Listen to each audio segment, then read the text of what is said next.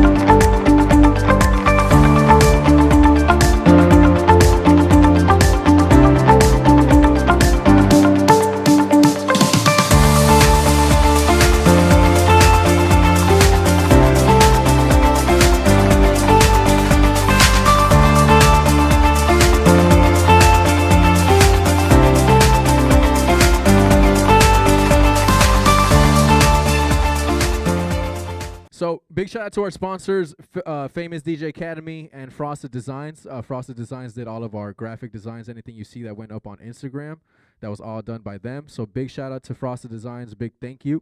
A big shout out to Excellence Realty for sponsoring this event as well. Imagery LA was a clothing sponsor. I'm wearing their stuff right here. Shout out to Imagery LA. They're in the South Bay Galleria. And shout out to Shots by LAJ. You can find him at shotsbylaj.com. He's our photography sponsor for today, so you'll see him around. After, we're going to have the opportunity to take some pictures with Precise. They're all going to be taken by Jay, so no cell phone pictures or anything. We're going to do it right over here at this Step and Repeat banner. So LAJ is a great photographer. We're going to have some really nice and crispy photos. Thank you, LAJ. And one of our sponsors, Mind Records. Mind Records, one of our platinum sponsors, has partnered with Talent Coin, a cryptocurrency metaverse project that's bringing the X factor to crypto. Musicians around the world will compete in a uniquely designed metaverse talent show for a huge cash prize and a record deal with Mind Records. Are you interested in learning more about Mind Records or Talent Coin? See mindrecords.co.uk for more information and check out the news section to apply. And our venue sponsor, Orbit Event Rentals. Orbit aims to serve customers' needs through the quality of their customer service and rental equipment. Orbit can assist you with any event, from complex street fairs to elegant weddings and more. With a large inventory of rental equipment, Orbit can fulfill the needs of your event, no matter the size or location. The event staff will guide you through the planning process, including the labor and logistical requirements of your event. Give Orbit a call and let them show you how they can take your event off the ground and into orbit. Big thank you to Orbit. All right, you guys, without further ado, we have a very special guest today. Honestly, one of my personal favorite DJs. He's been making noise on the West Coast since 2012. His versatility and ability to adapt to different lanes within the music industry has made him a true triple threat. He's opened shows for some of the biggest names in hip-hop, including Big Sean, French Montana, Wiz Khalifa, and Snoop Dogg, just to name a few. In early 2020, he became a viral sensation on TikTok, where he showcases different theme mixes and has become one of the top DJs on the platform. In September 2020, he went on to become the on-air DJ at LA's party station 97.1. You can catch him powering the airwaves every week in Los Angeles and across the country with millions of listeners weekly. He also mixes nationwide on Pitbull's Globalization channel on Sirius XM. Along with radio, he has held down residencies at the hottest nightclubs and DJ from LA to Vegas and around the world. Everybody, please give it up and welcome DJ Precise. Woo-woo. All right, here he is. Check. What up, everybody? How's everybody doing? That's right. How's right now? We on Instagram, YouTube. We're live. We're on Instagram, YouTube. We're streaming on Sprouts, on famousdjacademy.com as well. And yeah, so here we go with DJ Precise. We're gonna learn a lot today, a lot of good knowledge, because this man has created such a successful brand in such a little amount of time. Such a young man, and he's killing it, man. How's your weekend been, bro? Pretty good so far. Pretty good. You know, just been out and about. Last night was in Anaheim with the homies at Heat Lounge, and here today, man, hanging out with you guys, and then, you know, gonna watch some football later. You know, that's right. Yeah, Rams, 49ers. Rams yeah. or Niners. You know what's crazy? I don't have a football team. I didn't grow up watching too much football, but I mean, obviously, got to support the local Rams. So hopefully they come through and make it to the Super Bowl. No lie, bro. Honestly, I would love to see the LA team at the LA Super Bowl. This is gonna be nuts, especially with the halftime show that we have set up. Snoop Dogg, Dre. Oh man, it's gonna be a party. Not gonna lie. All right, guys. So DJ Precise has done a lot of great things. If you watch his TikTok, if you see his Instagram, you can see the talent, right? Just straight up, it's raw. But we want to learn how he got there, right? You know, there's obviously, we see all the cool things on Instagram. We see all the fun, all the DJing and stuff. But there's a lot of work that goes into building a brand that Precise has built. So Precise, you know, let's take it back to the beginning, and let's just take it back to what got you interested into, for one, music, you know, music in general, and then what made you want to start mixing records and get on the decks. Yeah, man. My journey goes back. I've been DJing since I was 12 years old. I'm 29 now, so over half my life I've been DJing. You know, it started when I was a kid, 10, 11 years old. You know, growing up, I didn't have older siblings. And to be quite honest with you, I really didn't have a lot of friends growing up. But I did have a big family, and I do have a lot of cousins. And growing up, to me, my cousins were very influential to me. Everything they did, I wanted to do. I was that annoying little cousin. I was always copying them, and whatever they did, I wanted to do. So, you know, I had a cousin that wanted to skate. You know, I wanted to skate at one point. I had a cousin that played the drums. You know, I wanted to play the drums, play the guitar. I wanted to play the guitar.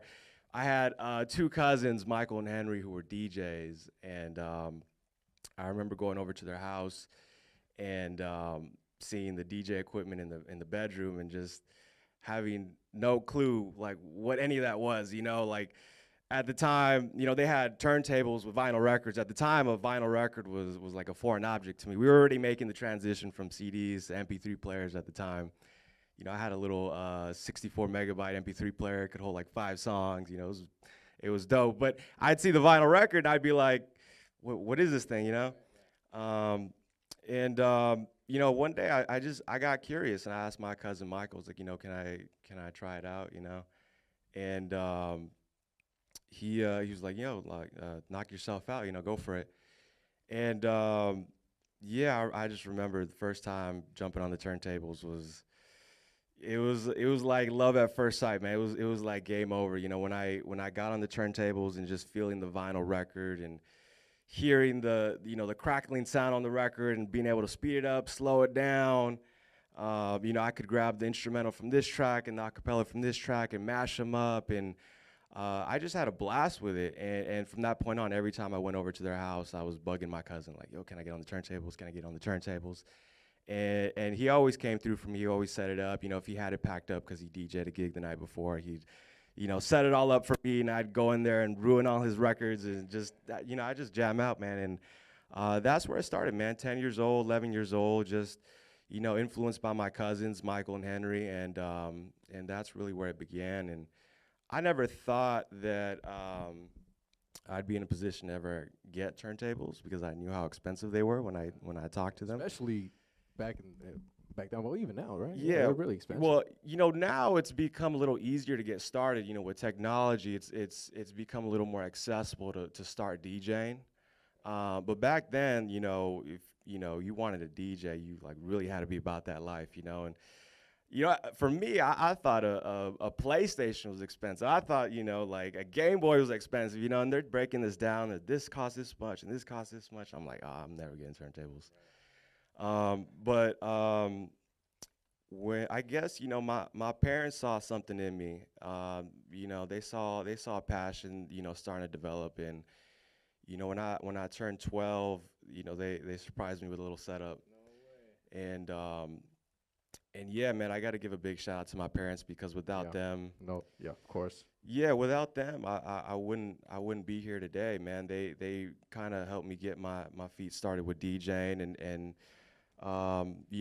throughout my whole journey from the beginning to now, always supported me and showed me unconditional love and support no matter what type of life decisions I decided to make, and yeah, that was the beginning, man. 12 years old, about 17 years ago. Yeah, that's right. Yeah. So big shout out to family. It was Michael, right? Big shout out to Michael and Henry. Those cousins. Yeah, and big shout out to, I know I said this last time, big shout out to supportive parents. It really helps a lot, and it's something that we love to do, and so thank you.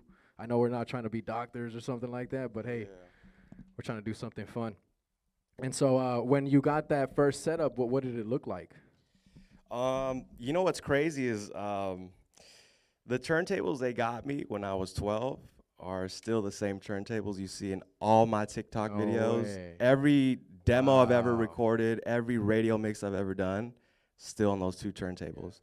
Everything else has kind of gotten replaced over the years with better equipment. Like I have a Pioneer S9 now and some other stuff. But the two turntables they got me when I was 12, to this day, 29 years old, I still use every day for whatever it is I got to do. But yeah, no, I mean, again, I wouldn't be there. I wouldn't be here without that, getting my feet started with my cousins, my parents, and yeah, man, that was the beginning. No, that's great. I'm sure those turntables hold a lot of value. I think you'll ever let them go, right? No, definitely not, man. Like I've been through so much with those things. Like the power has gone out on both of them. One time I did a mobile gig when I was like first trying to get started, and I was like packing all the equipment in my car, and something fell on the turntable, and I snapped the tone arm in half. Those are expensive. Yeah, to like too. I've been through a lot with those things, but I've always tried to treat them as good as possible, and yeah, they've lasted me, bro. 17 years, and counting. So those are instruments, I know a lot of like say guitar players, they've had the same first guitar for a long time. The turntables are a DJ's instrument, no doubt. So that's cool, man. That's really good. And so once you got this equipment, I know you were practicing with your cousins a little bit. You got your own equipment. You start mixing. At what point did you say, like, you know what? All right, I'm gonna take this and I'm gonna be a DJ. I'm gonna start performing for people. But when you start playing, people ask you like, oh, so what's your DJ name? Or like, what do you go by or something? How did you land on Precise? Because it's a sick name, I think, just because you have so much precision with your scratching specifically. Thank you. So. What was it? I'll be honest with you, there's no interesting story behind my DJ name. I was in high school at the time, and a group of my friends, we were at a basketball game, and they were telling me, yo, like, if you really want to take DJing somewhere, like, you need a real DJ name. And I was just using my name at the time, which is Chris. And I told them, I was like, yo, like, help me out, like, throw some names at me. Like, I have no clue, like, what to call myself. And they were all just throwing names at me, and I can't remember exactly who said it, but it was one of the guys in the group. Someone said Precise, and I remember hearing it and just like being like, whoa, like I don't think I've heard anyone use that. I was like, I think that's kind of fitting for like how I DJ, and I just stuck with it, and that's the backstory. No real interesting, story behind Precise, but yeah, since I was 16, 17. Okay. So you were DJing for a couple of years, kind of just playing with it, just going through different names or just using Chris? Yeah, I was just using DJ Chris K, but I was just a bedroom DJ, really. I really wasn't out there DJing like in the public eye for anything. So I didn't really need a DJ name, I guess. But once I really wanted to take things to another level, like I felt like I needed a proper DJ Kind of start name. branding in a sense, right? Exactly, yeah. So Nice, man. And so once you started DJing as DJ Precise, you were doing bedroom stuff for a couple of years, perfecting the craft, I'm sure. What did you do to start getting some events? What did you do to start getting some bookings? Yeah. You know, start getting out there and performing for people. Because Right, I mean, right. myself, I know the first times that I stepped out of the bedroom, kind of to perform for somebody, like it was a little nerve wracking. You know what I mean? Like somebody's gonna be out there judging me, Oh, for sure. what I'm doing and For my sure. ideas. You know? No, for sure. You know, I was a bedroom DJ from the ages of 12 to about 16, 17. I was always, to be honest with you, I was always kind of just scared of what other people would think of me. I was, you know, like I said, I didn't have that many friends. I had trouble fitting in at school at times. Like I remember, you know, I mean, I'm not this type, to be honest with you, but I got suspended from school for fighting at times. Like you know, I didn't have a lot of friends. I got picked on at times. So I was always like, at that point in time, you know, I think I lacked confidence in myself a bit.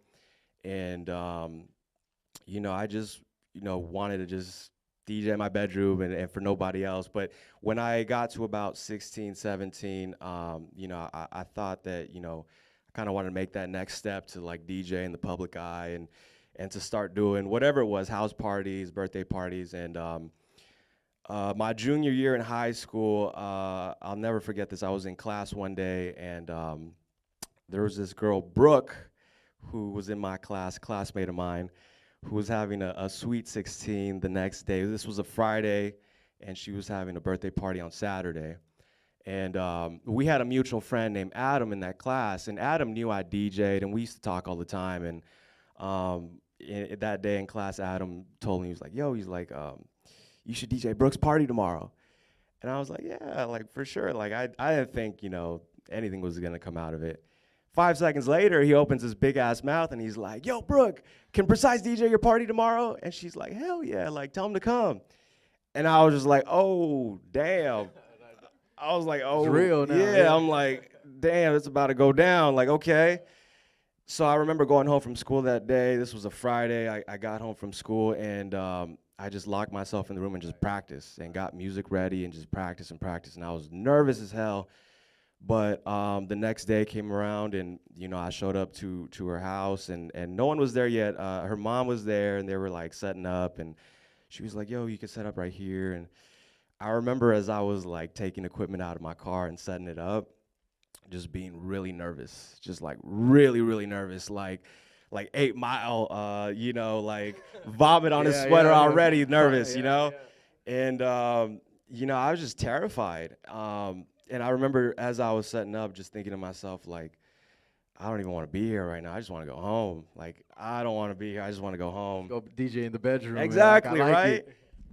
But no, I thugged it out. We set it up, and you know, I remember starting to play music, and people were starting to filter in, and just looking up and being like, oh shoot, that's so and so, that's so and so, and looking up, oh shoot, that's so and so, that's so and so, and you know, as the party progressed, you know, kind of eased into it, and yeah, it went well. It went well. Yeah, it ended up going well. Everyone was dancing. Everyone was having a good time.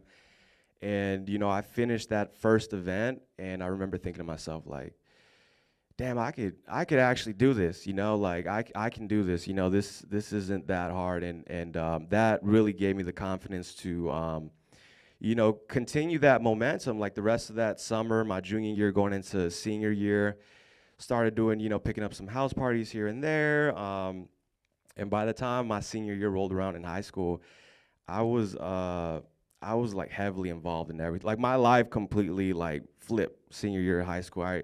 I went from being like, you know, like I said, I didn't have a lot of friends. I didn't really fit in to like, every passing period at school now, people knew me as Precise, and I would hear it in the hallways, Precise, Precise, Precise. I was DJing assemblies, I was DJing school events, anything that involved music with the school. I was curating music. I remember they wrote an article about me in the paper at school, and you know, I still have it to this day, and I look at it from time to time because some of the things that I said that I wanted to do, like I actually ended up doing, which is a trip. But yeah, my senior year was, you know, really got me going with the mobile gigs and DJing in front of people and at school events. And one thing I know this ties into, you guys want to talk about like branding and marketing. Like my cousin used to always tell me, you know, you should just burn a bunch of CDs and just pass them out to everybody at school, right? And so I took that concept my senior year, and for every school dance we had, whether it was homecoming or prom, I would come out with a new mix for that specific dance, right? And burn a bunch of CDs and give them out to everybody. So the dances would be on Saturday, and the Friday before at school, I would show up with a brand new mix that I made and a stack of CDs, and everyone would want one. I remember my prom one, you know, I left school Thursday. I hadn't even started yet, and people were like, yo, are you gonna have a new mix for tomorrow? I was like, yeah. I got home from school that Thursday, you know, started to work on this new mix. Man, I was just locked in the lab, you know, just knocking it out. And before I knew it, the sun was going down, still at it. Then the sun's coming back up, right? And I'm like, damn, like school's about to start. I'm not done yet. That Friday, I showed up to school late, but I knocked it out on no sleep, and everyone wanted one. And that next day at prom, on the way to the dance, everyone is bumping my mix in the limos and the party buses. And so, yeah, I mean, that's how I got my first, like, mobile gigs. My first club events were a little different. That happened a little down the line, but... No, we'll get into that, no, for sure. But, you know, what I just took away from everything you just said right now was, for one, bullies, you guys got to be careful who you bully. Because, you know, it might end up becoming DJ Precise. Well, you know what's a trip is a lot of those people, you know, I've come across them, like, later down the line, whether it be, like, running into them in public or on social media, and they've all reached out in one way or another and just told me how proud they are of me. And I don't hold any grudges against anybody, bro. Like, life's too short, you know? So, you know, it is what it is. We all do dumb stuff as a kid, you know? So, you know, just... If you're young, you see somebody, you know, getting bullied or not fitting in or getting picked on, you know, you should stand up for them. But yeah, man, because sometimes as DJs, we can be timid people, and sometimes the way we speak out is kind of through the DJing and stuff, you know. So it's a good outlet to anybody out there. And then also, you know, everybody starts somewhere. You know, Precise was DJing. High school quinces and Sweet 16s. All that stuff, man. All that, you know, just putting in the groundwork, building the brand. And the branding, so like with the mixes that you were putting out before dances, that's building hype right there, you know. I think it's important to build hype. Whenever you're going to perform somewhere, or whenever you're going to release any kind of music, you have to build that tension. You know, and so making those mixes, I'm sure was making everybody like, yo, man, I can't wait to go to homecoming. You hear the mix, that Precise. Right. Yeah, I was the pre-party, I was the after-party, and yeah. I mean, they wouldn't, when I would give them out on Fridays, like, they would already be bumping them by lunchtime, you know, everyone going to lunch, putting them in the car, and yeah. So it's really important to promote that and build. And that's another thing. I didn't sell them. I wasn't looking for money. I just wanted to get my name out there. So all the mixes were free, always. Yeah, very important, man. And so after this was your senior year, right? I'm sure you were turning 18. So now you were able to DJ some clubs. What was the first club you ever DJ'd? I got a kind of a long story on how I got into clubs. I don't know if you guys want to hear, but I can try to shorten it.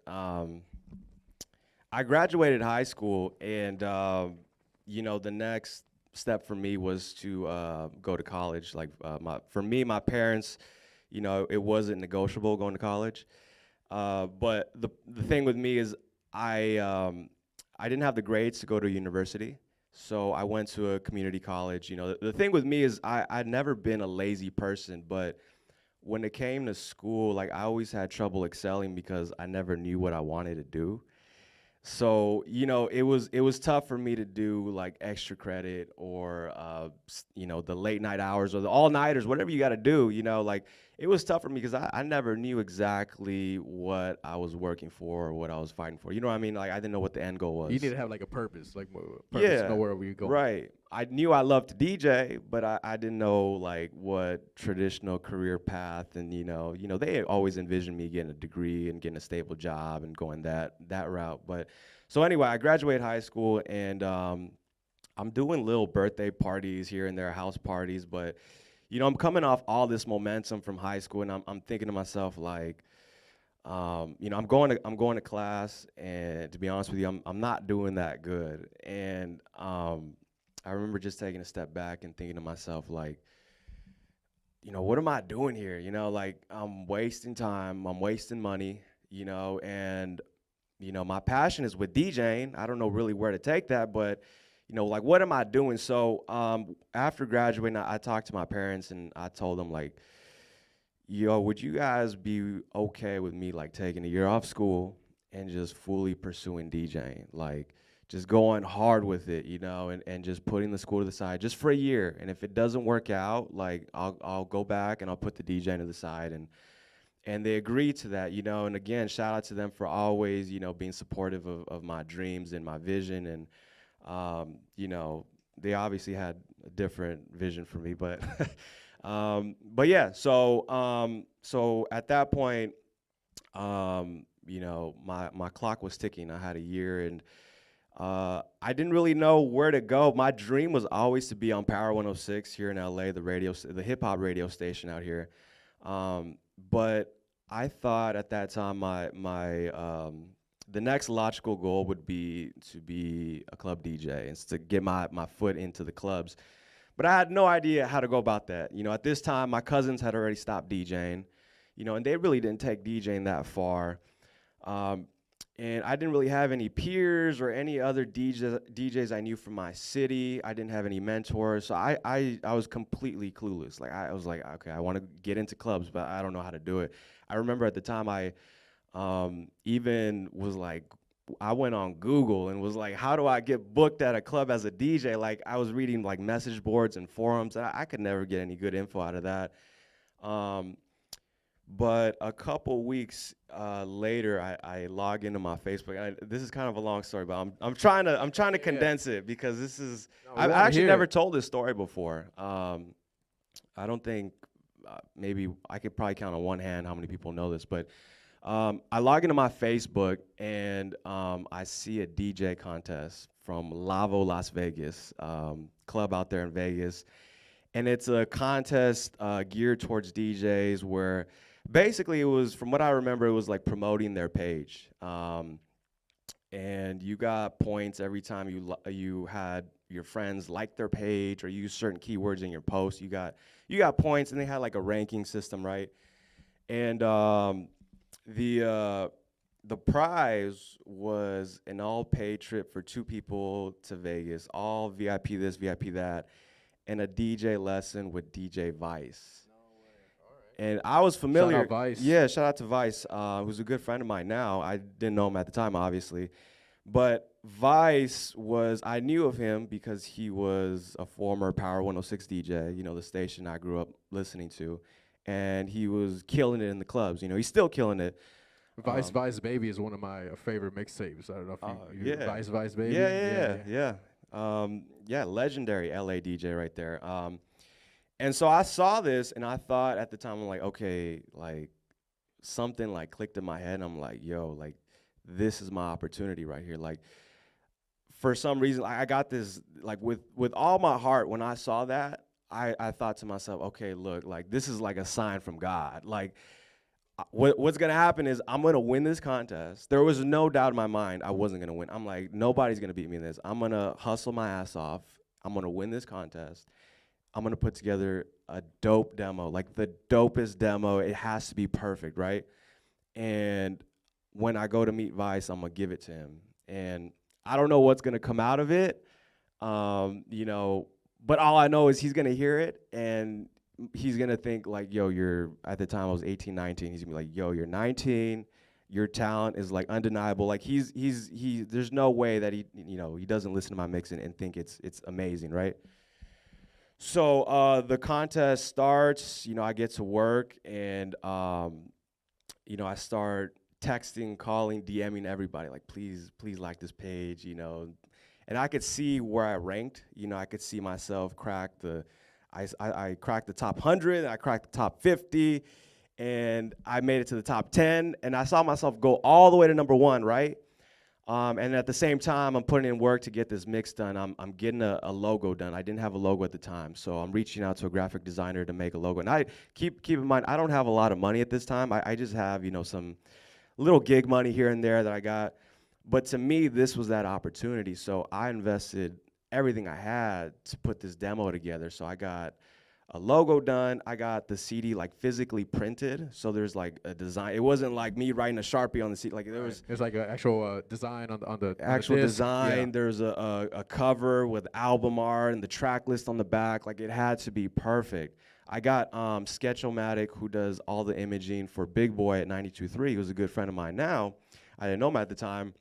He did an intro for the mix. He produced like a whole like professional intro for it. So for me, this demo had to be like flawless, right? And I'm number 1 on this contest, right? Everything's going according to plan. And at this point, one day I end up, my dumbass 19-year-old self ends up stumbling across the rules, and I should have read that first, but it was one of those things where it was like act now, ask questions later. And when I came across the rules, it said you had to be 21 and over to join. And I was 19, and I was just devastated when I saw that. I was like, I was just crushed, I really, really, really felt with everything in my soul, like that was for me, And I'm not gonna lie, like I was so bummed out that I kind of quit. I gave up at that point, and I was like, well, there's no point, I'm not 21, I can't win. And a little bit of time passed, and I log into my Facebook again, and the first thing I see on my timeline is a post from Lavo Las Vegas, and it says, we've concluded our DJ contest, whatever, and so we would like to congratulate, and it had my name That's right. on the post. Yeah. And I was like, wait, what? I was like, I won? I was like, wait, how did I stopped trying a while ago. I figured, I fell out of the top slot, way back. So I'm like, I'm so confused at this point, and I go look at the rankings, and I had so many points from hustling. I still stayed like at number 9 or 10, and they ended up picking randomly out of the top 10, and they picked my name. And so now, like, I have this false sense of hope again, like, yo, maybe this was meant to be, maybe this is for me, right? And they reach out to me through email, and they're like, yo, like, congrats. I think at the time Vice was getting married or something. So they were like, when we have a date that works, we'll coordinate with you, and we'll go from there. And I was like, okay, this is good. Like, this gives me time to like finish the mix and then think of a plan. Like, I'm not 21. So, during this time period, I was like trying to figure out like, what do I do, man? Like, do I get a fake ID? Do I do I tell them like just false information? Do I just drive out there? Like, can I even get on a plane with a fake ID? Like, I'm a 19-year-old dumbass kid, like I have no clue.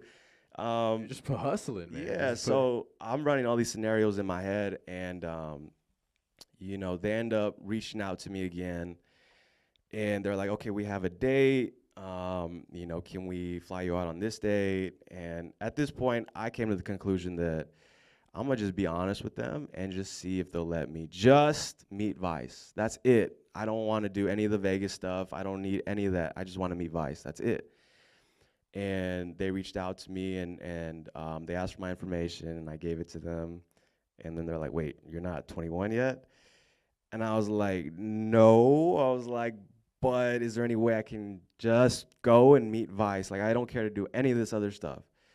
And they said, no, we can't accommodate you. They're like, sorry. Like, the whole purpose of this contest was to be 21 and over. And so, again, I'm, like, crushed, I'm like, I felt like I put all my chips on the table, like, this was my opportunity. I have a year. My clock is ticking.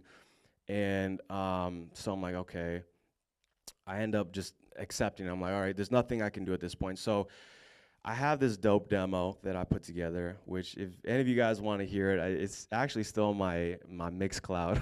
Oh yeah. So yeah. What's it called? It's called Smash the Club. It's probably my oldest mix on my Mixcloud, but I had it on my SoundCloud. SoundCloud took it down because of copyrights, but anyway, if you guys are ever curious and want to hear that mix, Oh, for sure, you're gonna check that out. it's on my Mixcloud. So anyway, I have this dope mix, and I'm like, all right, I need to start going to these clubs and just passing out my CD to people and meeting people and linking with these promoters or whoever it is. And so I would go to these 18 and over spots nearby. I didn't even know which clubs were popping or which clubs to go to, but I ended up going to some and just, passing out my mix and trying to talk to whoever was doing the bookings that night. And, no one ever hit me back. No one ever showed me love. No one ever booked me. And, I was starting to get real discouraged. I was like, I just, I wasn't having any luck at this point. And that happened for a few months. And now we're starting to really eat into this year. And I'm already like starting to like mentally think to myself, like, I'm gonna have to tell my parents, like, look, it didn't work out. I'm gonna go back to school and just put DJing to the side. Like, but like as a last resort, I was like, all right, I'm gonna upload the mix to SoundCloud and I'm gonna DM it to everybody I know. And I did that. I sent it out to a bunch of DJs from radio stations, clubs, promoters, like you name it, everybody I sent it to. And one person that actually hit me back was a DJ by the name of DJ Juice from Pasadena. Oh yeah, yeah. So Juice. Shout out Juice. Yeah, shout out DJ Juice. So Juice hit me back, and he was like, this is really dope. And he's like, we exchanged a few DMs, and I told him, yeah, I'm 19, and I remember him saying like, yo, I'm gonna let you open up at a club for me one day. Was this at Ixtapa? Was that? Eventually, yeah. Yeah. Yeah. Okay. Yeah. Yeah, because I remember that. Yeah. Yeah. Ixtapa. Yeah. So we talked on DM for a little bit, and then that conversation wrapped up. A couple weeks went by, didn't hear from him, and that conversation was in the back of my head, and I was thinking to myself, I really got to follow up with this guy. So I hit him back, and long story short, I basically just made it be known to him, like, yo, like, I just want an opportunity. Like, I'm a hungry young DJ that I just want an opportunity. Like, I'm ready to work. Whatever it is, like, I'm ready to work. And he saw something in me, and he basically, what had happened was he basically allowed me to become his intern, right? Like, we didn't have an official title, but I was basically his intern, and whatever it was he needed, I was able to, I was literally like his personal driver for that point in time. He was a DJ / promoter. He was doing Azul in Alhambra on Wednesday nights and Sundays at Ixtapa in Pasadena. And he had a little DJ crew too at the time of about 10 people. And I would pick him up. We'd be the first ones at the event and last ones to leave. If he booked a host that was celebrating a birthday, like, I'd be the one that was like decorating their section with balloons, going to Party City, whatever it was. I'd be passing out flyers at the front door for the next week's event. At Sundays at Ixtapa, they wanted to do the DJ setup in a different part of the venue than where the actual DJ setup was. So they needed turntables. So I was supplying the equipment, and I would set it up, and, I wasn't charging a rental fee. I wasn't doing any of that. I was just, helping wherever I could help. And he saw that passion, that hunger, and one day he was like, yo, do you wanna open up on a Sunday, like 8 to 9 p.m.? And I was just like, yes. 8 p.m.? Yes, 8 p.m. on a Sunday, yes. So there was like 5 people there, bro. And it was just the bar staff, really, that I was playing for. But I was excited. I was like, yes. I was like, this is the opportunity I've been wanting. Like, yes. So that's where it started. And he gave me that opportunity to do that a couple weeks. I wasn't getting paid. I was DJing for 3 people. But after hearing me live a few times, he approached me and he was like, yo, you're actually as good live as you sound like recorded in your mixes. He's like, do you want to be part of my DJ crew? And I was like, yes, like absolutely. You know, and he put me on his DJ crew, and shout out to our DJ crew. The Dot Crew it was Yeah, the that's name of right. our Yeah, squad. Dot Crew. Yeah, I The wanted Dot to Crew. ask about that. So how Yeah. did that go? Dot Crew. What was that about? Yeah, it was a team of primarily DJs, a few promoters, and you know, when they added me, you know, shout out to them, because I was 19 at the time, and we're doing, you know, 21 and over venues, and that's another thing. Juice always was, you know, put you know, he always went to bat for me. You know, he saw something in me, and you know, he would, you know, looking back, it's like, you know, he kind of jeopardized his job, you know, bringing this 19-year-old kid into these clubs, but you know, he would get me in it. And the crew, the DJ crew we had at the time, they all embraced me, man. They all welcomed me with open arms, and to this day, you know, I consider them family. You know, they were, I want to say, between 25 to 30 at the time, and you know, they could have, you know, treated me like, you know, I don't know, like the rookie or whatever it was, but they always treated me like a little bro. And you know, a lot of them have kind of like gone on to do other things, and you know, have stepped away from the nightlife. But one of the people in our crew, you know, you guys might be familiar with, was DJ Leslie, who's on Yeah, no doubt. Real 92.3 now, and she's killing it. She's on Scam Artists and doing everything, you know, in the clubs. And so she was one of the DJs in our crew. But I mean, we had a squad of about 10 people, and yeah, we did Wednesday nights at Azul and Sundays at Ixtapa, and that's really where I started to get my foot in the clubs and get that part of my career going. Wow, man, what a story. That was a long story, yeah. What a story. That's But, awesome. But yeah. you know, that's a lot of just a lot of hustle and a lot of passion that goes into it. You know, it doesn't start right away, and sometimes you gotta, you know, make your way in there somehow, either providing equipment or. And I think it's also important to surround yourself with other really good DJs. I think it's really good to learn and just to be open-minded and always open to seeing like what are the new skills and learning from somebody that's been doing it longer than you. You know what I mean? For sure. And so with the Dot Crew, and I mean DJ Leslie was on. Well, she's on Real 92.3. But what was the transition from these clubs and to get onto Power? You know, I know that's where we started at Power. Yeah, right? yeah. You know, I remember the first time I heard about you was a jump off mix. It was like in 2013 or somewhere around there. I don't know, maybe that was like when you started doing them, but yeah, it was such a good jump off mix. It was really good. Thank it was, you. And that's why when I was saying like your name Precise, you know, your scratches were just perfect. The transitions, the mashups, it was very creative too. You know, so how did you go about doing that jump off? So the jump off actually came, for those of you guys that don't know, the jump off mix was a guest mix they used to do on Power 106 on the weekends, Friday, Saturday, and Sunday. And this was during prime time hours, like you're talking about 5 o'clock it would air on a Friday, like everyone's in traffic listening. Like my first experience doing the jump off mix was actually before I was even hired at the station. It was around that time when I was hanging with Juice. You know, he was booking guest DJs, and you know, I was meeting a lot of industry people through Juice in our events, and I was just trying to network and build. And one of the people that he brought in to DJ was a DJ by the name of Nick Ferrer, who's a good friend of mine now, Scam Artist Nick Ferrer.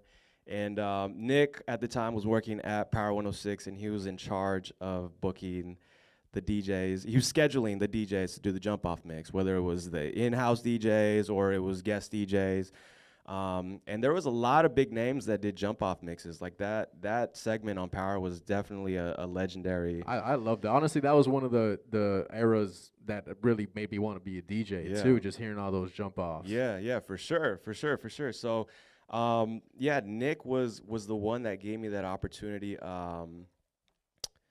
You know, around that time I was 19, 20, you know, after some time getting to know him. And I put a lot of time and effort into those, because I knew that, you know, in order for them to give me an opportunity over somebody else, like I really had to come with it, because I didn't have the name at the time.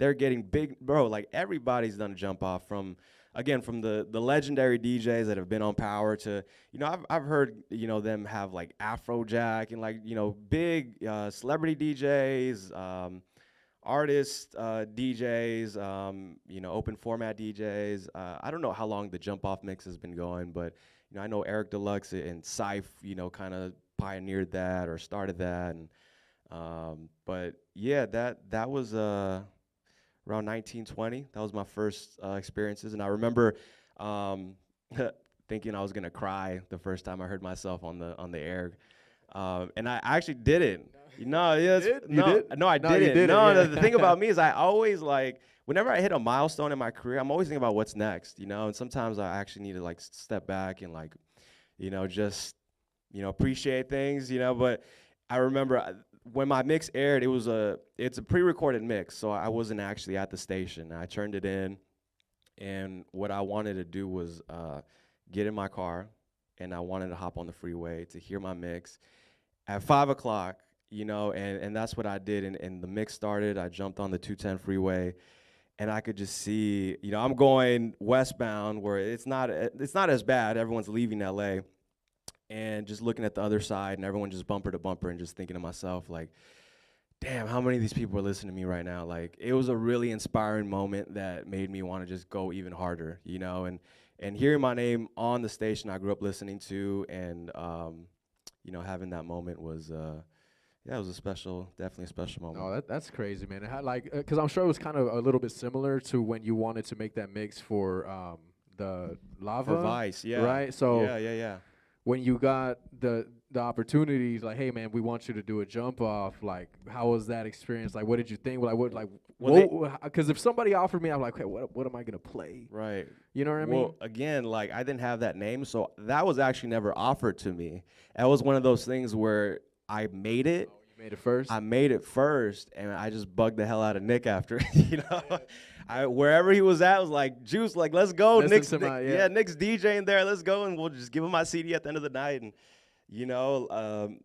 that first jump off, too, like, I had to make revisions to it because time would pass and, didn't get an opportunity to get aired, and music would get outdated. Get old, yeah. Yeah, new music would come in. I was like, all right, I got to change this, I got to change that. And so that first jump off mix, that was a long time before I actually made it to the time it aired because, it was a process. It wasn't like they approached me like, oh, can you do a jump off? Like, they had no clue who I was at the time. You had to work for it. You had to earn it. I had to hustle for that, yeah, for sure. That's crazy, and I'm sure they really liked it because I know after that you were doing a few, right? You were doing a few jump offs. Yeah, I did a lot. I did a good amount, and they're all still on my SoundCloud and Mixcloud. So if you guys want to check them out, they're still there. Oh, those are some sick mixes, man. To this day, even though I mean they're back in 2013, 2014, but they still go off. They're really good work that you put together there, man. And honestly, so one of the things that really stood out to me when I first heard your jump off mixes was your scratching ability. Clean scratches. So what I want to get into, I know there's a lot of DJs in here, and there's a lot of DJs watching. They want to know how you got that good.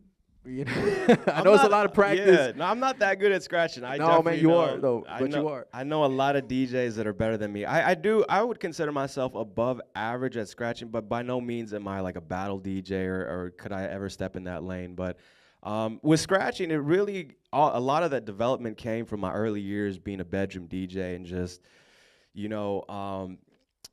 at the time, like there wasn't, like I said, I didn't really have too many peers that were DJs, if any.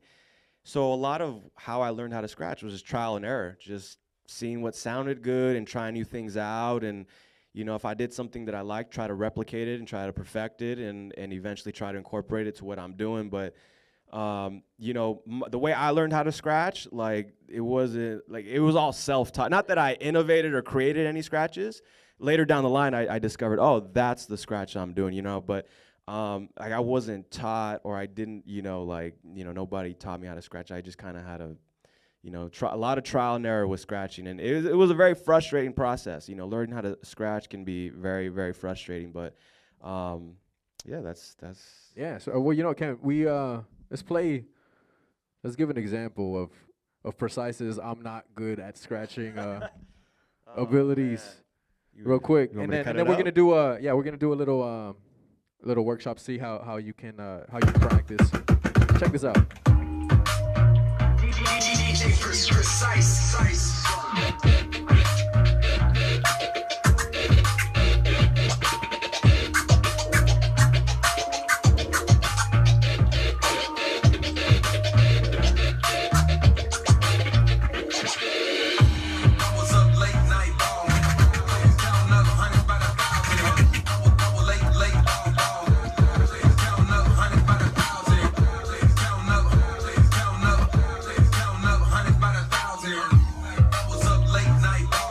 We got everything, some beat juggles.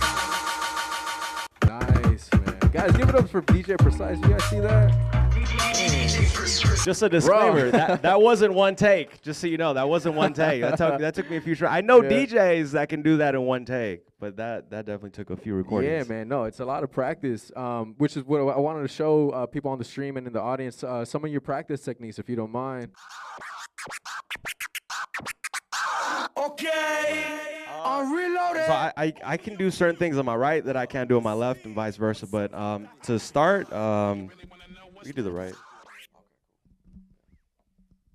So I guess, I mean, the most basic scratch you can do is the baby scratch, which is just going back and forth on beat. I don't know if you got an instrumental you want to put on the left side, but yeah, with a baby scratch, you just want to go back and forth. You're not using the crossfader, and you want to just, you know, focus on being on beat with whatever track you're playing. Let's see, this is pretty fast right here.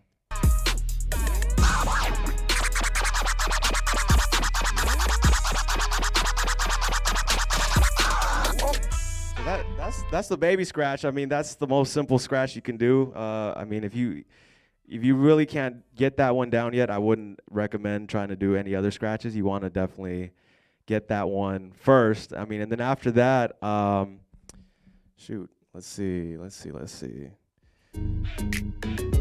I do this scratch. I think it's called a tear. It's kind of like a baby scratch where you bring the record forward, but on the way back you kind of stop in the middle and at the very end.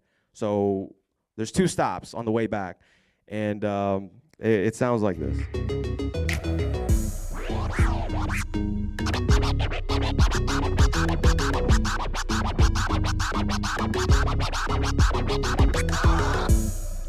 So yeah, with that one, you don't necessarily need to use the fader. The fader helps, you know, chop up the sound a little bit more, but that's a tear. How do you start incorporating the fader? The cross fader. Let's see. Well, with every different scratch, the fader has a different role. With the tear, let's see, when do you actually use the fader on a tear?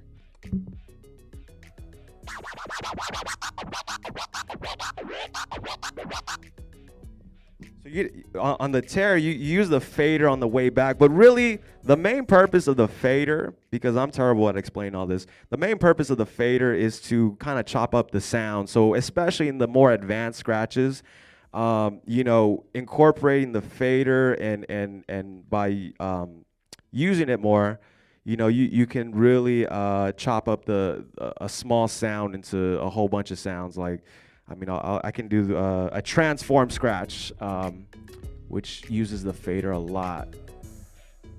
Let's see.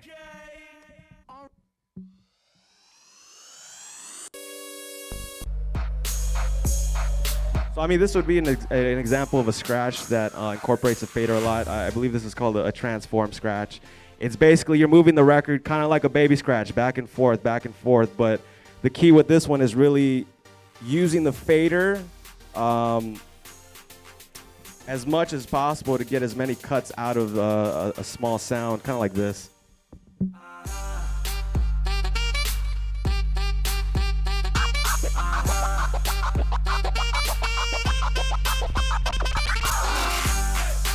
Nice. Again, I'm terrible at articulating all this stuff. Nobody taught me any of this. You know, a lot of it is just trial and error, but yeah, I mean, a baby scratch, the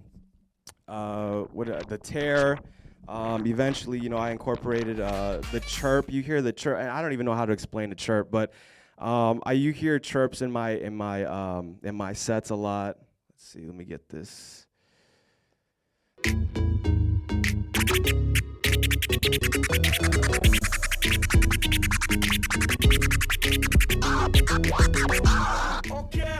Yeah, I mean, Nice. that was a chirp, but I wouldn't even know. Man. You know what the thing is nowadays, bro? There's so much content on YouTube. If you really want to dissect these scratches and really, try to add a new scratch to your arsenal, like there's a lot of great content on YouTube that will really break it down, put it in slow motion, give you practice methods or whatever. Like for me, learning how to scratch, it was a lot of just trial and error, and now I kind of know the names of them, but yeah, I mean, those are a few, the baby, the tear, the chirp, the transform. So just a lot of practice. A lot of practice, especially when it comes to scratching. Yeah. When I hear a DJ that can really cut, like you definitely know that they've spent a lot of time like trying to get that. That's not something you can pick up overnight. Like when I was going to my cousin's house in the very beginning, I couldn't, like, my scratching never developed at all. It wasn't until I got my own equipment and I really like dialed in and spent hours just, trying to get a small scratch, down. But yeah, man, just a lot of hours, man, a lot of hours getting those scratches down for sure. That's right. A little bit. Again, there's a lot of DJs, man, that I've worked with that. DJ Evers, one guy that like Scratchy too. Bro, I mean, his name's Scratchy. He kills it too. DJ Scratchy, yep. Man, DJ Fuse, Qbert, yep. The legend. Amazing, a lot of amazing DJs for sure. No doubt, man. And so now we're at the part of your journey where you're doing jump off mixes, and then you became a part of the team.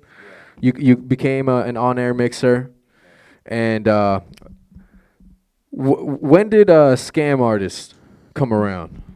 Was it around that time? No. Scam came. I became part of Scam about 2 years ago. So okay, so it was a little bit later. Yeah, more recent. Yeah. Well, okay, so then let's back up. So as far as being on radio, how was that experience going from being, from being a bedroom DJ to being like a private party DJ, then a club DJ, right? And then comparing all those three to being an on-air radio DJ. Yeah. Because I know it's very different. Very, very different for sure. Yeah, man. Around the age of 21, I had been in the clubs for a few years at this point, and I thought my next step would be to chase my radio dream, which was to be on Power 106. All the power mixers I looked up to growing up, and someone like DJ Felly Fell, who's platinum recording artist, and I used to spin his records, when I was in 7th and 8th grade, Get Buck in here, yeah. Get Buck with Diddy and Ludacris and all of them, like, they were very influential to me. So when I got on radio, I decided to join the street team, which is a little department at the radio station that it's about 20 people that they send out to events throughout LA, Orange County. They're the representation of the station on the streets. So you didn't even start on air first. You started doing like the I was on the street team. Yeah. So I paid my dues at the station. Like they just put me on. I had heard of the street team, and I thought, like that would be a good move to get on there and eventually work my way up to being on the air. But what was I saying? Yeah, so I decided to apply, and when I was about 21, which not a lot of people know this. Not a lot of people know a lot of the things I'm saying today because I've never really gone on record to say it. But I had actually I got an application 2 years prior to be part of the street team, but I never turned it in because I remember somebody telling me what the process was to get hired on the street team, and they told me, you know how the auditions work? And I was like, no, like what happens? And they're like, well, they take you all to a park, and you guys all take turns going on stage and basically rocking the mic and like entertaining the crowd, and they put you in these scenarios, and you got like 5 minutes. And I was just like, wait, I'm applying to be a DJ. Like, what are you talking about? They're like, everyone does it. And I was terrified of being on the mic at the time, So I kind of bitched out like 2 years ago. ended up not turning in that application. And through that time, I try to be more conscious of being on the mic at clubs and just getting more comfortable hearing myself on a mic. So when it came time to actually apply, I felt a little bit more confident about that. And yeah, I applied. I got called back for an interview. I interviewed, and then they called me back for an audition. And the audition was about, they had narrowed it down to about 20 people. And I remember getting to the audition, and they said they were going to hire about like 6 people, I think. And I get to the audition, and I see like a couple interns from the station applying, and I'm thinking to myself, like, they got a foot in the door already. They're gonna make it. I see one of the bosses, like stepson, like applying. I'm like, okay, so we're fighting for 3 slots. There's like 17 of us, and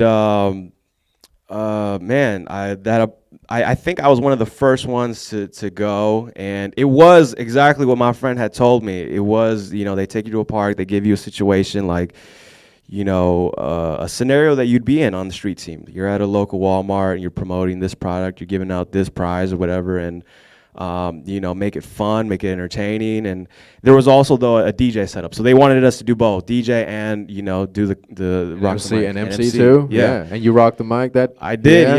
Yeah, I did. What gave you that confidence, or what did you practice? What did you do? A little bit of practice, yeah, and like I said, between the time that I grabbed my first application 2 years ago and that time, it was probably like a 2-year gap, and throughout that time, like I would practice in the clubs. I would practice talking on the mic and trying to engage with the crowd and just getting comfortable, just talking on a mic. And I had one of the guys in our doc crew gave me some advice. It was the most blunt, general advice, but I keep it PG. He told me, he's like, when it comes to talking on the mic, he's like, you just gotta say F it. And I was like, wait, what? He's like, just say, just screw it. Just do it. Like, don't think about it. Don't psych yourself out. Just do it.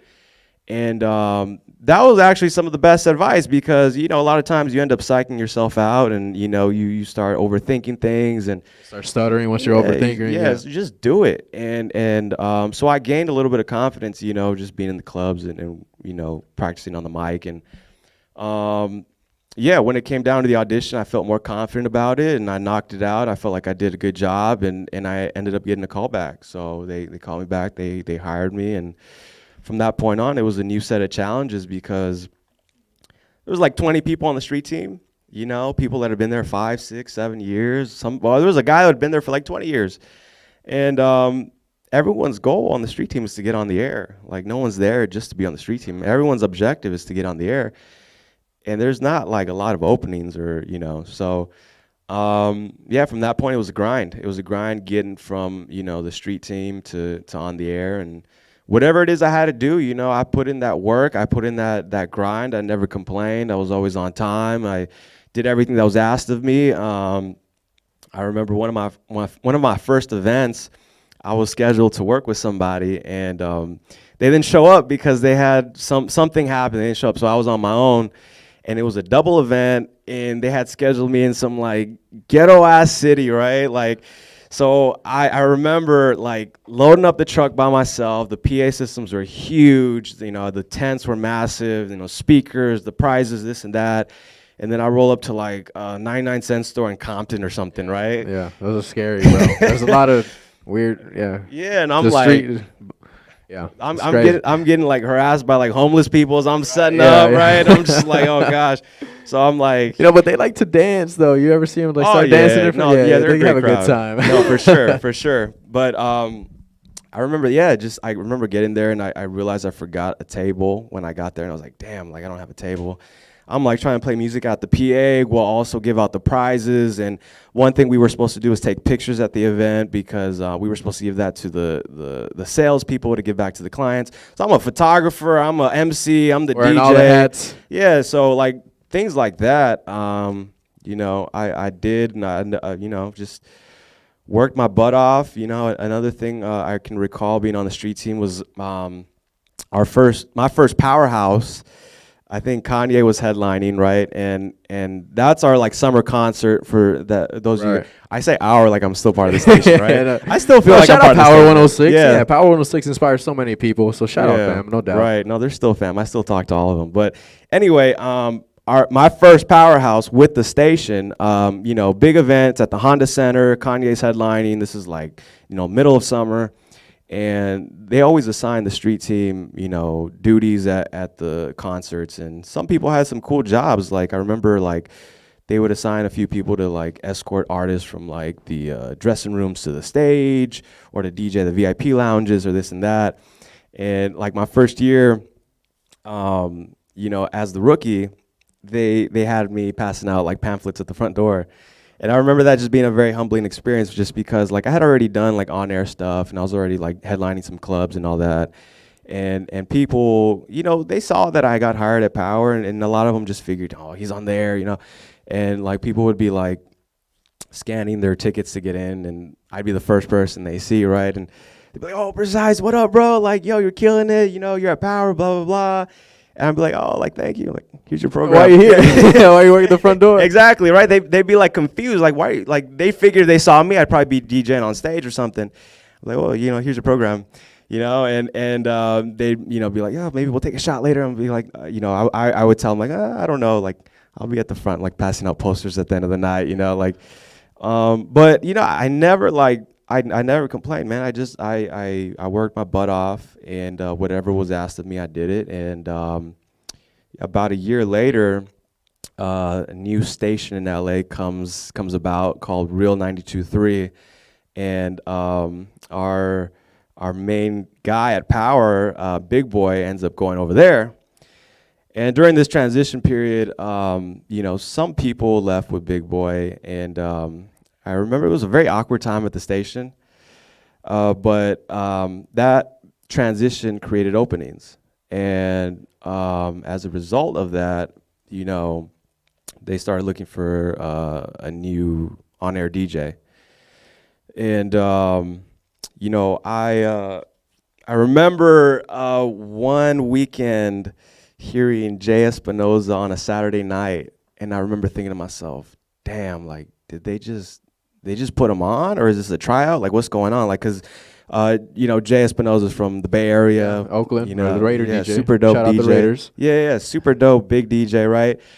So I'm thinking, like, damn, like, did they just put him on? Like, they didn't even like give us a look, like on the street team, like nothing. So, he was on the air one weekend, and then the next weekend they had DJ Dre Sinatra DJing Saturday night.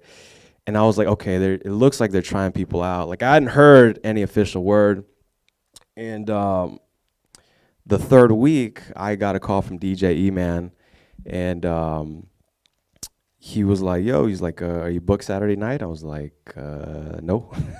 I was like, I kind of knew where this question was going. I was like, come in and make no. slide. Even if I did have a gig, I was going to tell him, nope, I'm not booked. Yeah, he's like, we want to try you out, 12 to 2 a.m. And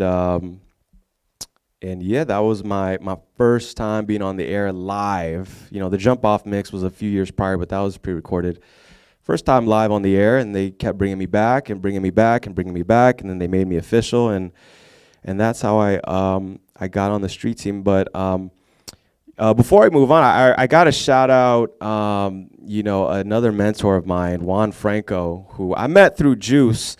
I don't know if you know Juan, but Juan was also somebody that played a huge role in just helping me in the clubs, and Juan was a DJ promoter. He was very involved with the radio station as well, and he always went to bat for me. He again, similar to Juice, he saw a passion in me, and he really took me under his wing as a little brother. And throughout this whole process, whether it was the clubs or radio, like he always co-signed, vouched for me, and tried to put me in positions to win. So I got to give a shout out to Juan, and there's other people too, like Nick Ferrer gave me, I'm sure it wasn't just E-Man looking at me. People were in his ear. DJ Ever, gave me a lot of love when I was on the street team.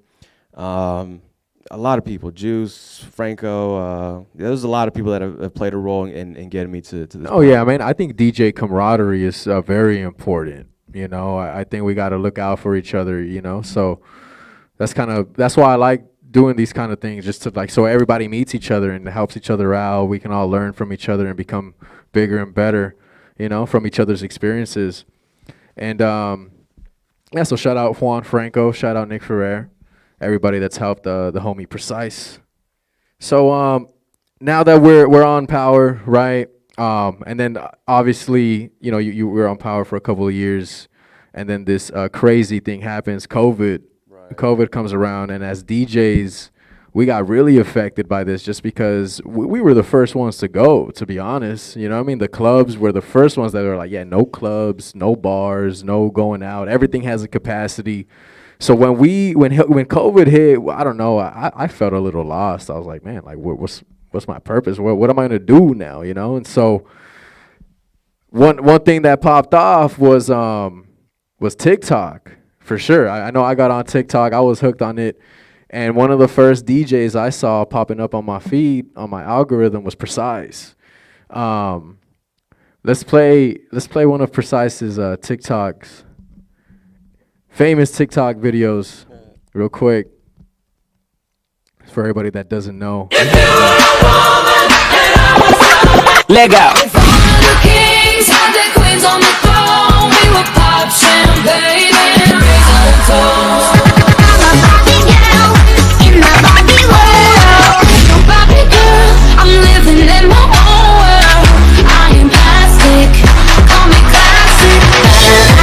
Precise. It goes around the world just la la la la. It's all around the world. Now and then I think about me now and who I could have been, and then I picture all the 1, 2, 3, let's go. Bored in the house and I'm in the house, boy. Bored in the house and I'm in the house, boy. On glitter, wait for dinner. I'ma show you how to be an 8-figure. DJ Precise. Brand new Lamborghini, a cop car with a pistol on my head. Classic, bougie, ratchet, sassy, can somebody break your heart? Looking like an angel, but just when I lose control.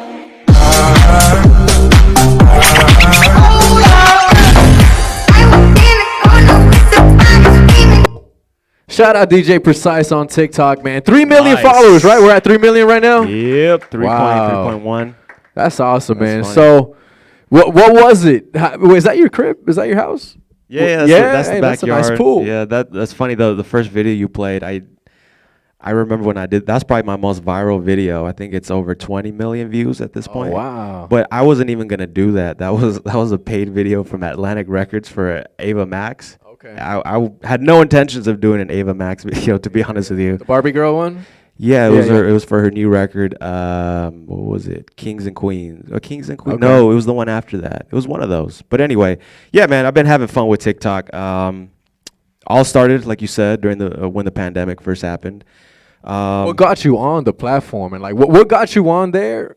First, yeah, what got you on there, and then what made you know, like, hey, okay, like I got something here, and you were gonna keep pursuing it. Yeah, like you said, I mean, when the pandemic first hit, like we were all kind of in a place of like we didn't know what was going on. You know, the station had pretty much sent all of us home, and we were kind of just. They ended up letting a lot of people go, but they kind of had put me just off to the side with no timetable to come back. Obviously, clubs are closed, and a lot of DJs were starting to do live streams on Instagram, and then the copyright issues made everyone go to Twitch. For me, I never really saw that for Twitch, at least for me, the end game or like the bigger picture with Twitch. I kind of felt like, you know, DJs that were on Twitch would, you know, eventually abandon their streams. I was like, when things, like, we're going to make it through this. This is not the end of the world. And when we do, like, people are going to get back to their normal lives and end up, like, kind of. Forgetting about the Yeah, stream. yeah. I know So what you mean. at least that's the way I saw it. And there's still DJs that are killing it on Twitch. But I do have to say, my theory, I feel like, did kind of play out to some extent, because I do see a lot of DJs that were on heavy, like, non-existent anymore. But with TikTok, there were several people that kind of put that in my ear. Like one being my little sister, who's 10 years younger than me.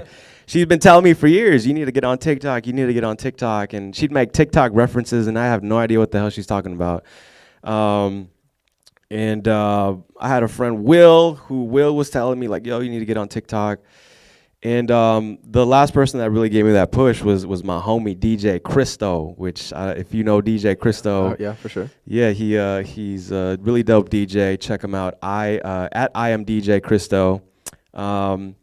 He was like, yo, you should really explore that platform, and he was the one that really kind of gave me that final push when the pandemic happened to really kind of see what was going on there. And I made an account, and I started making some content. Nothing really popped off, and I did a DJ routine, and it went super viral. And from that point on, just hit the ground running. So. And how do you find ideas, or like doing these throwback tracks and with the new school? How do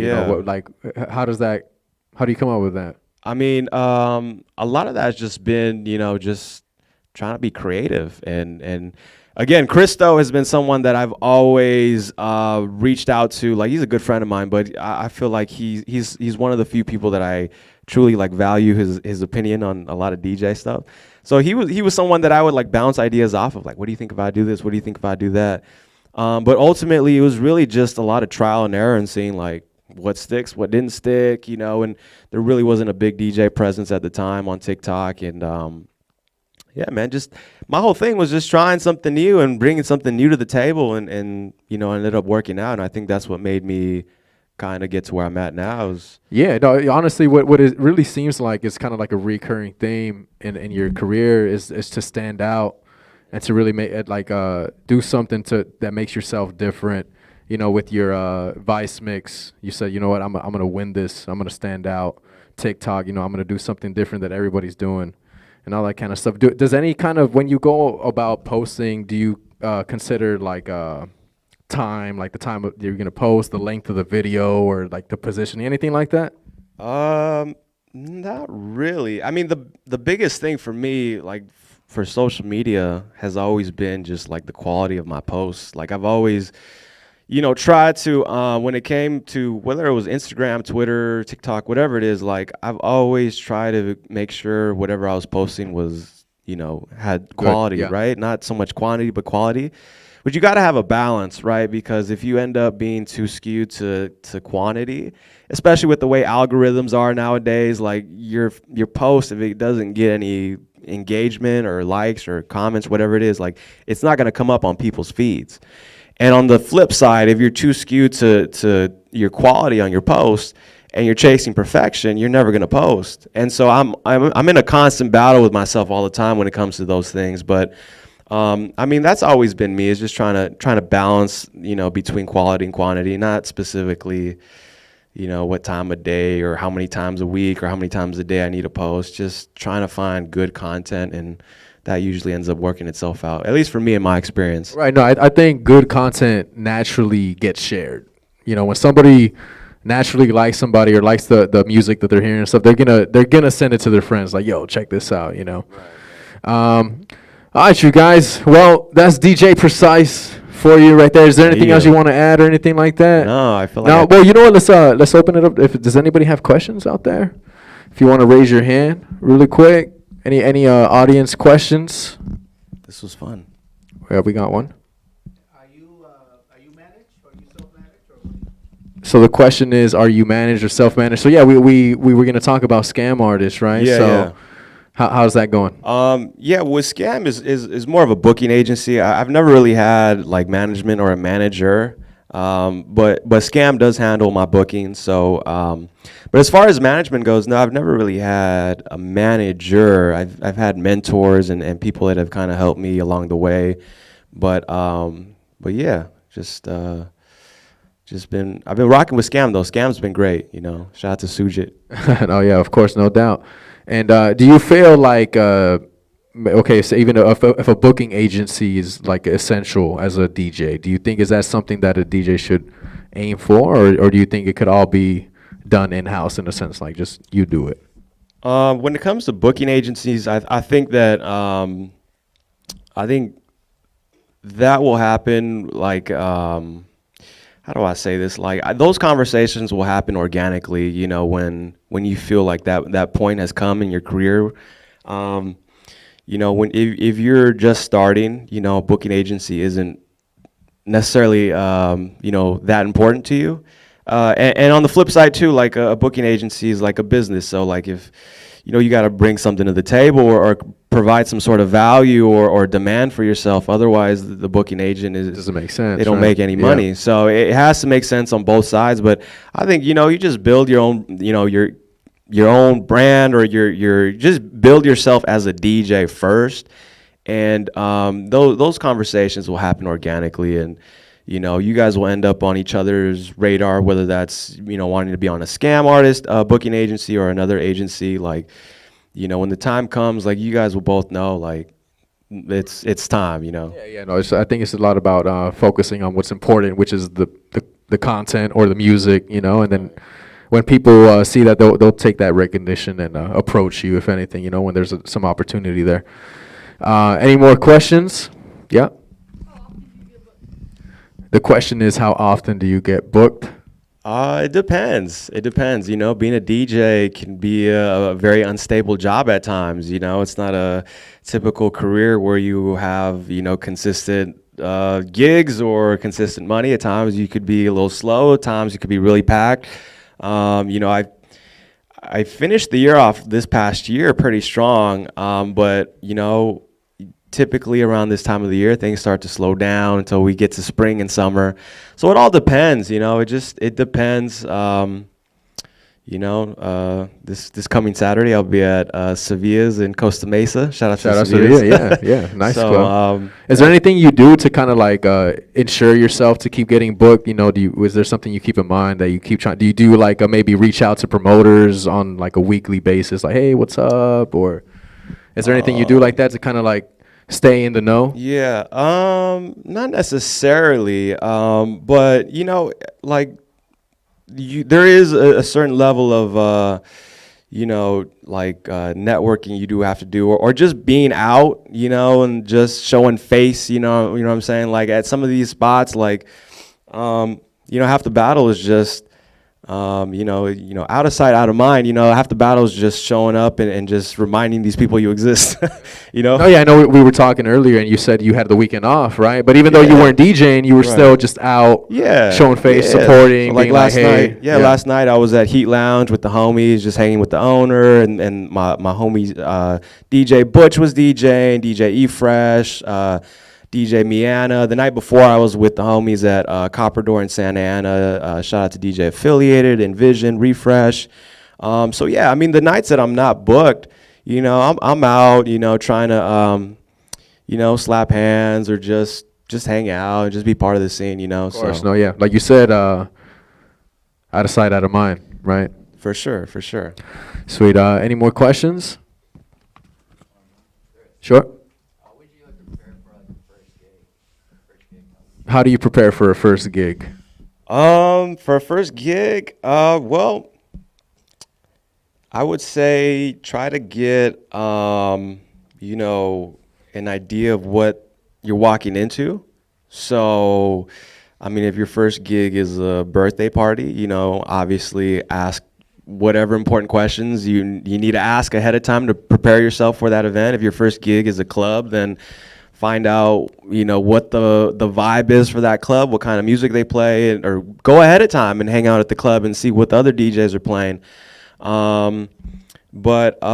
Yeah, I mean, whenever I walk into like a venue I've never played at before, you know, I typically know a DJ that's played there, and I'll hit him up and be like, yo, DJ, whoever, like, you know, I'm playing here this Friday. Like, what's this crowd like? Yeah, what gets them reacting? Yeah, right? What's the vibe? Like, yeah, exactly. And they'll usually give us, you know, give you some pointers. You know, you can create a little, like a crate or like a playlist type thing in your Serato of how you envision the night to go based on where you're playing, on the research you did. But you never want to just go off of just, you know, a set list, because you're always going to want to just read the crowd and make adjustments, because how you envision the night may not go according to plan. You know, they may not be really feeling this type of music or whatever it is. So you're always gonna have to make adjustments on the fly.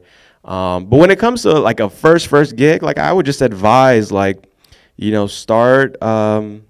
You know, don't set your goal on trying to be headlining at Coachella, you know, as your first gig, or playing EDC. You know, like, start small. You know, start, you know, doing family parties or house parties, or just something with the homies in the backyard, and build up from there. And you know, you're gonna come across situations where your equipment's not acting right, or this is going out. You got to be able to deal with those situations before you get on those big stages.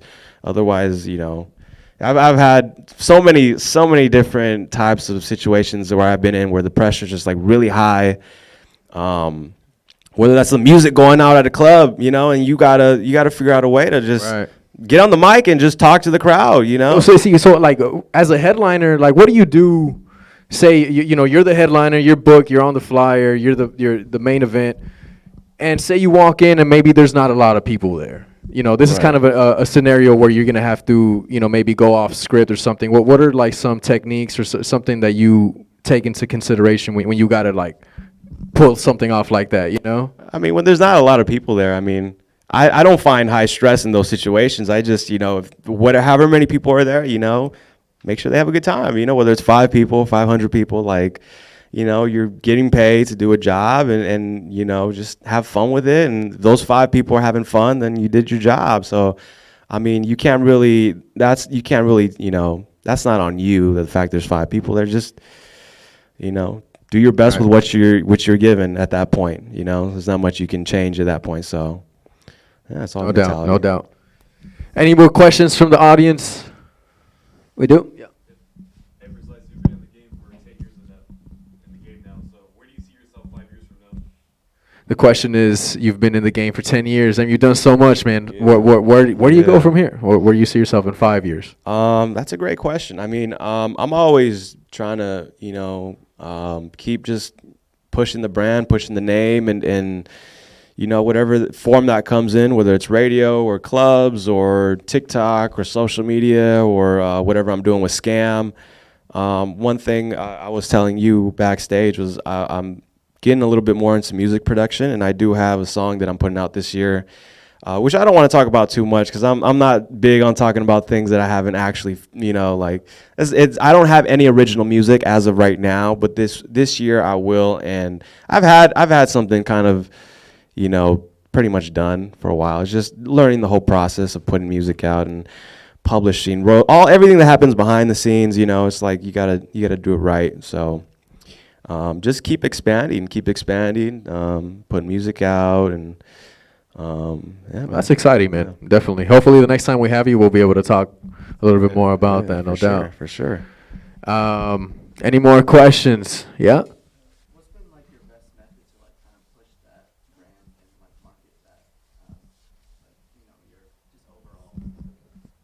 What's your best method to brand and market yourself? I don't know if I have a specific method or, you know, for me, I've always taken the approach of, you know, I've never put all my eggs in one basket. You know, I've always kind of like been on radio. You know, I do Sirius XM, I do LA radio. I did do LA radio. I'm not on the airwaves as of right now because 97.1 ended up going RIP. They're not a station anymore.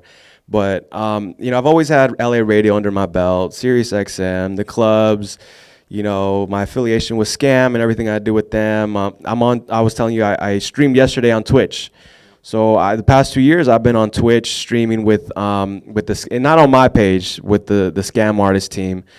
So I've always, you know, whatever route, you know, I've gone, like, I feel like I've never taken just like a one type of approach towards any of my branding or marketing. My branding and marketing has always come from, you know, different angles over just being active, right? Like staying busy, right. Hustling out there. Exactly. So yeah, over the course of the 17 years, it's been, you know, just it's come in different forms, and I've always tried to just be diversified throughout many different ways in my DJ career. So I don't know if I have one specific thing that has, yeah. So. I feel you. Definitely.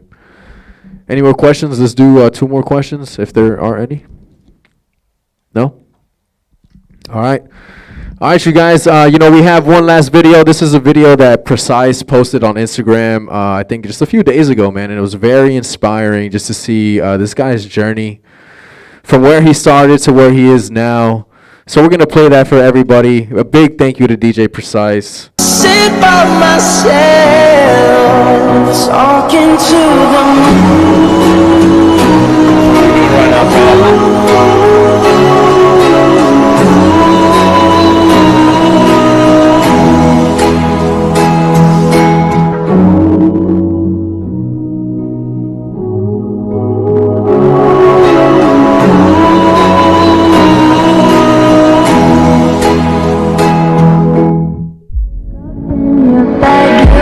There's nothing left to say.